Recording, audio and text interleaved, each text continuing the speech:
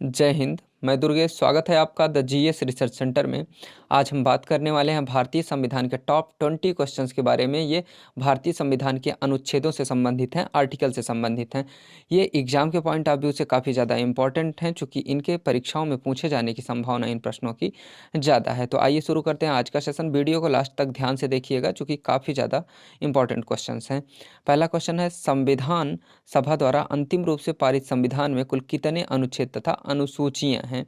ए है 378 अनुच्छेद 7 अनुसूचियां, बी 390 अनुच्छेद 7 अनुसूचियां, सी 395 अनुच्छेद 8 अनुसूचियां और डी 398 अनुच्छेद और 8 अनुसूचियां। तो यहाँ पे आपका ऑप्शन सी सही हो जाएगा, 395 अनुच्छेद और 8 अनुसूचियां। अगला क्वेश्चन देखेंगे। अगला क्वेश्चन है, वर्तमान समय में भारतीय संविधान में गणना की दृष्टि से कुल कितने अनुच्छेद और अनुसूचियां हैं? गणना की दृष्टि से पूछ रहा है। तो ऑप्शन ए है 390 अनुच्छेद 5 अनुसूचियां, बी 395 अनुच्छेद 12 अनुसूचियां, सी 395 अनुच्छेद 10 अनुसूचियां और डी 448 अनुच्छेद और 12 अनुसूचियां। तो यहाँ पे आपका ऑप्शन डी सही हो जाएगा, 448 अनुच्छेद और 12 अनुसूचियां। अगला क्वेश्चन है, वर्तमान में भारतीय संविधान में धाराओं की कुल संख्या है। वर्तमान में भारतीय संविधान में धाराओं की कुल संख्या कितनी है पूछ रहा है। ऑप्शन ए है 356, बी 395, सी 404 और डी इनमें से कोई नहीं। तो यहाँ पे आपका ऑप्शन बी सही हो जाएगा, यानी 395। अगला क्वेश्चन है, संविधान के किस अनुच्छेद में यह अंकित है कि इंडिया अर्थात भारत राज्यों का एक संघ होगा, यानी राज्यों का एक यूनियन होगा? ये किस अनुच्छेद में कहा गया है? ऑप्शन ए है अनुच्छेद 1, बी अनुच्छेद 2, सी अनुच्छेद 3 और डी अनुच्छेद 4। तो यहाँ पे आपका ऑप्शन ए सही हो जाएगा, यानी अनुच्छेद 1 में भारत अर्थात इंडिया राज्यों का संघ होगा, ऐसा कहा गया है। पांचवा क्वेश्चन है, संविधान के अनुच्छेद 1 में भारत को क्या कहा गया है? तो ऑप्शन ए है परिसंघ, बी महासंघ, सी परिसंघ प्रबल एकात्मक आधार के साथ और डी राज्यों का संघ। तो ये अनुच्छेद 1 में राज्यों का संघ बताया गया है। भारत अर्थात इंडिया राज्यों का यूनियन है, राज्यों का संघ है। ऑप्शन डी सही होगा।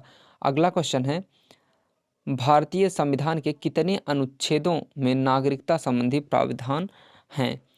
नागरिकता संबंधी प्रावधान पूछ रहा है। तो ऑप्शन ए है 1 से 5, अनुच्छेद 105 और बी है अनुच्छेद 5 से 11, सी अनुच्छेद 12 से 35 और डी अनुच्छेद 36 से 51। तो यहाँ पे आपका ऑप्शन बी सही हो जाएगा, यानी अनुच्छेद 5 से 11 तक नागरिकता संबंधी प्राविधान है और नागरिकता का प्राविधान भारतीय संविधान के भाग 2 में किया गया है, इसको याद रखेंगे। और अगला क्वेश्चन है, निम्न में से किन अनुच्छेदों द्वारा भारतीय संविधान नागरिकों को मूल अधिकार निश्चितता प्रदान करता है? तो पहला ऑप्शन है अनुच्छेद 12 से 35 तक द्वारा, बी है अनुच्छेद 12 से 30 तक द्वारा, सी अनुच्छेद 15 से 35 तक द्वारा और डी अनुच्छेद 14 से 32 तक द्वारा। तो यहाँ पे आपका ऑप्शन ए सही हो जाएगा, यानी अनुच्छेद 12 से लेके 35 तक।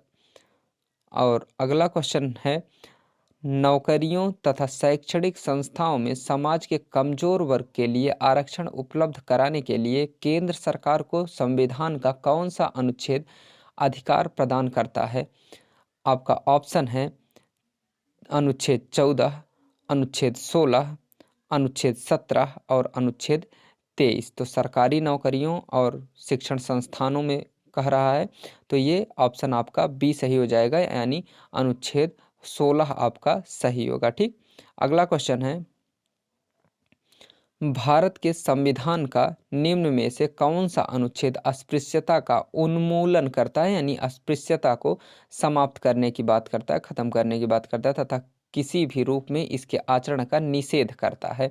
ऑप्शन ए है अनुच्छेद 15, बी अनुच्छेद 16, सी अनुच्छेद 17 और डी अनुच्छेद 18। तो यहाँ पे आपका ऑप्शन सी सही हो जाएगा, यानी अनुच्छेद 17। अनुच्छेद 17 में अस्पृश्यता की अंत करने की बात की गई है, समाप्त करने की बात की गई है, छुआछूत को। अगला क्वेश्चन है, भारतीय संविधान का कौन सा अनुच्छेद राष्ट्रपति के पद के लिए पुनः निर्वाचन की योग्यता निर्धारित करता है? ऑप्शन ए है अनुच्छेद 52, बी अनुच्छेद 54, सी अनुच्छेद 55 और डी अनुच्छेद 57। तो यहाँ पे आपका ऑप्शन डी सही हो जाएगा, यानी अनुच्छेद 57। अगला क्वेश्चन है, भारतीय संविधान के किस अनुच्छेद के अंतर्गत भाषण एवं अभिव्यक्ति की स्वतंत्रता के अधिकार की गारंटी दी गई है? ऑप्शन ए है अनुच्छेद 19, ऑप्शन बी अनुच्छेद 20, अनुच्छेद 21 और अनुच्छेद 22। तो यहाँ पे आपका ऑप्शन ए सही हो जाएगा, यानी अनुच्छेद 19 में विचार एवं अभिव्यक्ति की स्वतंत्रता की बात की गई है, भाषण दे सकते हैं, इसकी गारंटी दी गई है। ठीक, अगला क्वेश्चन है 12वां क्वेश्चन, भारतीय संविधान के किस अनुच्छेद में प्रेस की स्वतंत्रता दी गई है, यानी मीडिया को स्वतंत्रता किस में दी गई, प्रेस को स्वतंत्रता किस में दी गई है? ए है अनुच्छेद 14 में, बी अनुच्छेद 25, सी अनुच्छेद 21 ए और डी अनुच्छेद 19 आई में। तो यहाँ पे आपका ऑप्शन डी सही हो जाएगा, यानी अनुच्छेद 19 आई में प्रेस की स्वतंत्रता यानी मीडिया की स्वतंत्रता की बात की गई है। अगला क्वेश्चन है, मौलिक अधिकार के अंतर्गत कौन सा अनुच्छेद बच्चों के शोषण से संबंधित है, बच्चों के एक्सप्लॉयटेशन से संबंधित है? ऑप्शन ए है अनुच्छेद 17, बी अनुच्छेद 19, सी अनुच्छेद 23 और डी अनुच्छेद 24। तो यहाँ पे आपका ऑप्शन डी सही हो जाएगा, यानी अनुच्छेद 24 सही होगा। ठीक, अगला क्वेश्चन है, भारतीय संविधान के किस अनुच्छेद में अल्पसंख्यकों के हितों के संरक्षण की बात व्यवस्था की गई है? हितों के संरक्षण की बात की गई है, अल्पसंख्यकों की बात कर रहा है यहाँ पे। ऑप्शन ए है अनुच्छेद 32, बी अनुच्छेद 29, सी अनुच्छेद 19 और डी अनुच्छेद 14। तो यहाँ पे आपका ऑप्शन बी सही हो जाएगा, यानी अनुच्छेद 29 में, आर्टिकल 29 में अल्पसंख्यकों के हितों के संरक्षण की बात की गई है। अगला क्वेश्चन देखेंगे, क्वेश्चन नंबर 15 है, कौन से अनुच्छेद के अंतर्गत भारत का सर्वोच्च न्यायालय नागरिकों के मौलिक अधिकारों की रक्षा करता है? ऑप्शन ए है अनुच्छेद 74, बी अनुच्छेद 61, सी अनुच्छेद 54 और डी अनुच्छेद 32। तो यहाँ पे आपका ऑप्शन डी सही हो जाएगा, यानी अनुच्छेद 32। इसी अनुच्छेद 32 के तहत भारत का सुप्रीम कोर्ट 5 प्रकार की रिट जारी करता है मौलिक अधिकारों का उल्लंघन होने पे। ठीक, अगला क्वेश्चन है, भारतीय संविधान के किन अनुच्छेदों में राज्य के नीति निर्देशक तत्वों का उल्लेख किया गया है, यानी directive principle of state policy का जिक्र किस अनुच्छेद में किया गया है, किससे किस में? ऑप्शन ए है अनुच्छेद 33 से 46, बी अनुच्छेद 34 से 48, सी अनुच्छेद 36 से 51 और डी अनुच्छेद 37 से 52। तो यहाँ पे आपका ऑप्शन सी सही हो जाएगा, यानी अनुच्छेद 36 से लेके अनुच्छेद 51 तक राज्य के नीति निर्देशक तत्व का प्रावधान किया गया और राज्य का नीति निर्देशक तत्व भारतीय संविधान के भाग 4 में वर्णित है। ठीक, अगला क्वेश्चन है, भारतीय संविधान के अंतर्गत कल्याणकारी राज्य की अवधारणा निम्नलिखित में से किस अनुच्छेद में वर्णित है? ऑप्शन ए है अनुच्छेद 31, बी अनुच्छेद 39 यानी 39, सी अनुच्छेद 49 और डी अनुच्छेद 51। तो यहाँ पे आपका ऑप्शन बी सही हो जाएगा, यानी अनुच्छेद 39, 39। देखिए, भारतीय संविधान पढ़ेंगे तो भारतीय संविधान के अनुच्छेद 38 में बात की गई है लोक कल्याणकारी राज्य की अवधारणा की बात की गई है, लेकिन यहाँ पे अनुच्छेद 38 नहीं दिया गया है, इसलिए क्या सही होगा? अनुच्छेद 39 सही माना जाएगा। ठीक, अगला क्वेश्चन देखेंगे, भारतीय संविधान का कौन सा अनुच्छेद राज्य सरकारों को ग्राम पंचायत के गठन का निर्देश देता है? ऑप्शन ए है अनुच्छेद 51, बी अनुच्छेद 32, सी अनुच्छेद 37 और डी अनुच्छेद 40। तो यहाँ पे आपका ऑप्शन डी सही हो जाएगा, अनुच्छेद 40 में राज्य सरकारों के ग्राम पंचायतों के गठन का निर्देश दिया गया है।